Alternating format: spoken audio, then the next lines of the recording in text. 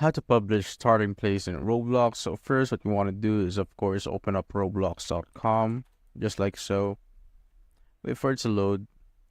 Once you're there, just go to the place that you want to edit. So I have mine right here. Once you're there, just click on the three dots right here and click on edit in Studio and click on open Roblox Studio just like so. And once it's loaded up just like that, just tap on or click on the file option on the top left corner.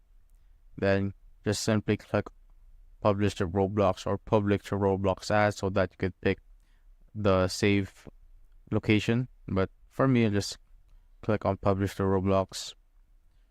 And you can see that it is successful if there's a publish new changes right here at the bottom left corner.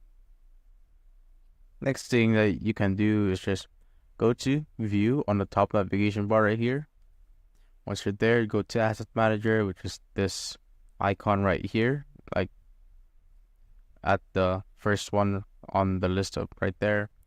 Then if you have multiple places, you could just simply double click on it and do the same thing. Go to file and publish to Roblox. Once you're done, you can just exit out of Roblox Studio and go back to the same page, try to reload it, and that should make it work. That should basically show this play button right there, and now you could try and enter it.